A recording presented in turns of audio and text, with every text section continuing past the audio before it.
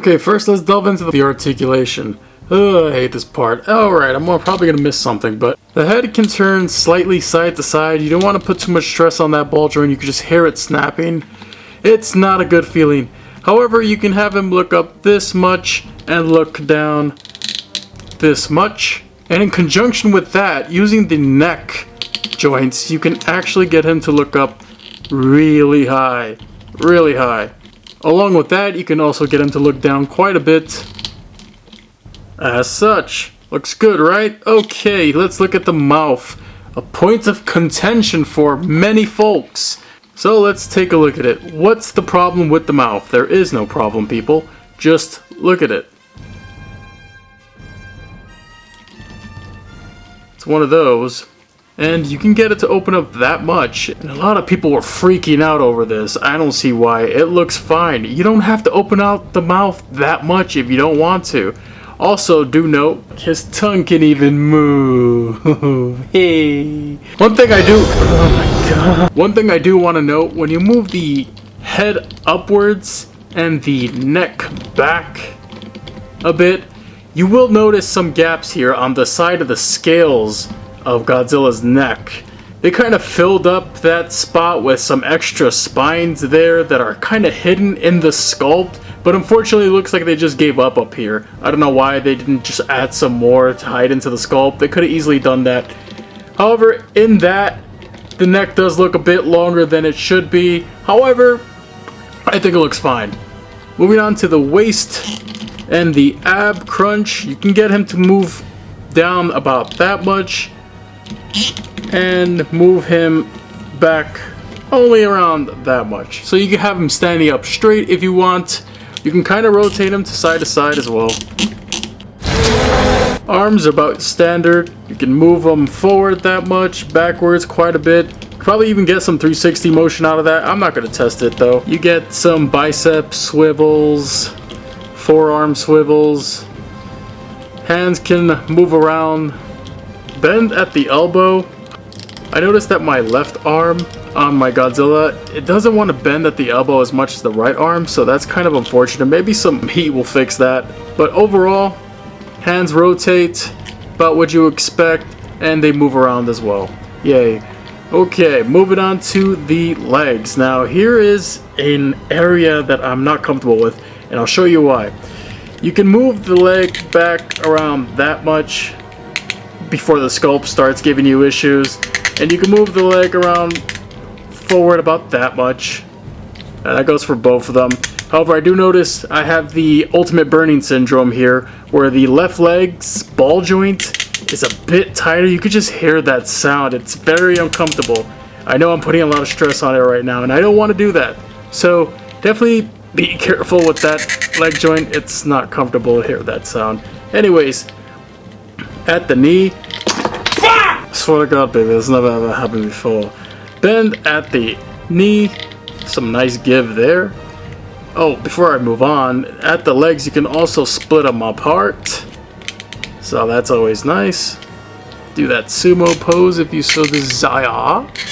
Yes, and at the ankle you can get it to twist like this and move up and down like this. Nice articulation for the feet. And for the tail, of course, the tail is always the star with the SH MonsterArts.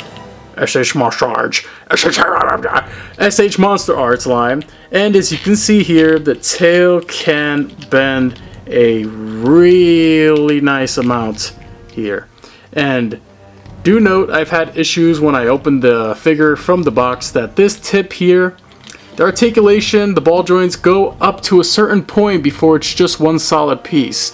And I wasn't expecting this, so to speak. I saw it in the original reveal for this figure, but I thought it was just going to be all ball joints afterwards. I was wrong. It's one solid piece from this point forward.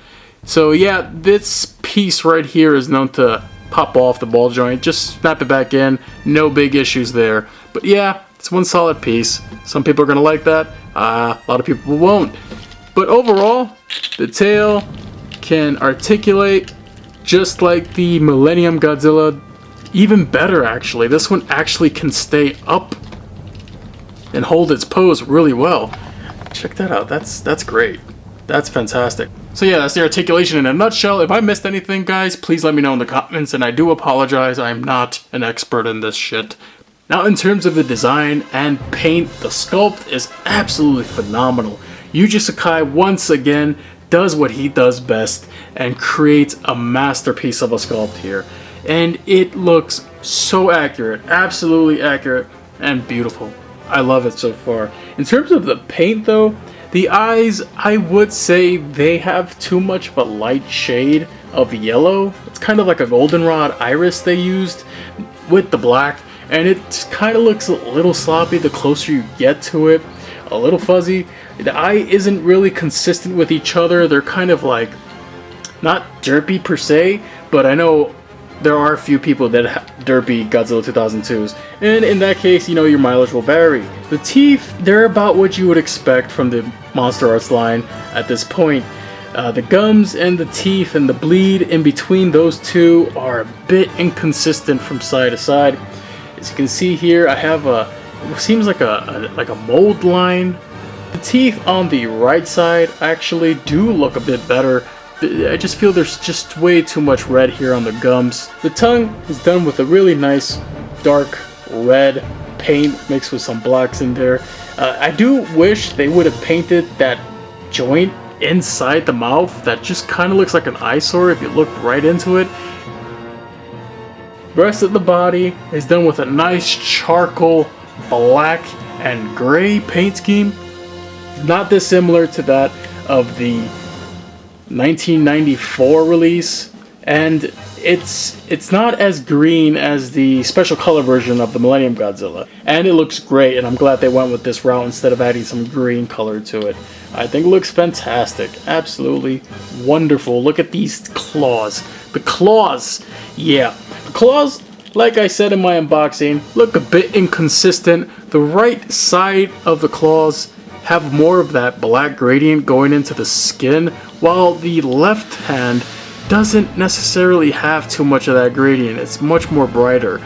And on the feet as well, there's more of a goldenrod on those claws on his left foot rather than on the right foot. But you know what? It's once again nitpicking a bit. Overall, I don't notice any really bad paint chips on the toenails. Everything seems to check out just fine. Once again, you can see the gradient here, inconsistent underneath the toes. In terms of the back, oh, the dorsal plates, the fins, the spines. One of the best parts of Godzilla 2002's design is those spines. And I feel Tamashii did an exceptional job with the sculpt and the paint applied to these. They have a lot of nice chalky, bone white, kind of like a almost yellowish tint to them, and I do dig it. I think it looks great. I don't really notice any paint chips on these as well. Maybe there might be some paint chipping here and there on the very tips, but I can't seem to find it. And as you go down the tail, the paint is pretty consistent on the spines, going all the way to the tip of the tail, where it just kind of ends. So, Godzilla, what accessories do you come with?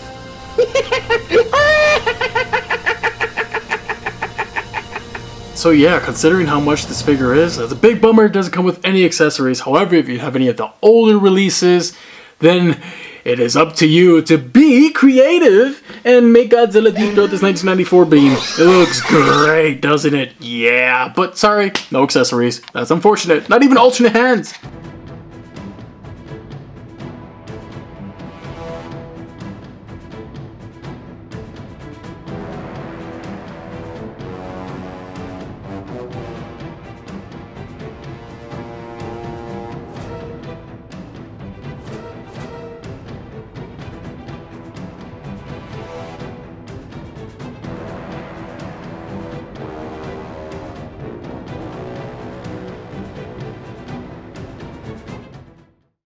At the end of the day, the SH MonsterArts Godzilla 2002 is going to be a release many are going to want to have in their collection, while others are willing to pass and wait for potential Tokyo SOS Spitfire / Sexy Chest Scar version. Especially considering this figure is $90, and has no accessories. While I did find some of the joints a bit too tight for my liking, and those damn quality control issues that have been plaguing the MonsterArts line for quite some time now rear their ugly head here once again, I did enjoy the suit accuracy. Chalk that up to the masterful sculpt by Yuji Sakai.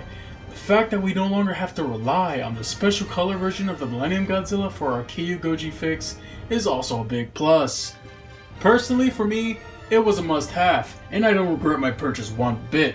If you are planning to pick this one up though, I would suggest you wait till Bluefin ships this bad boy into stores. That way, you can get to see one in hand. With the window packaging, you should be able to tell whether or not it's a dud. It's a damn shame we even have to do that at this point, though, but Godzilla 2002!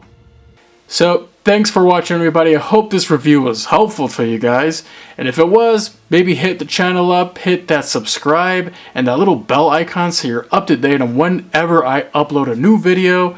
And here's some other content on my channel that you guys might enjoy. Thanks for watching everybody, and I'll see you all soon.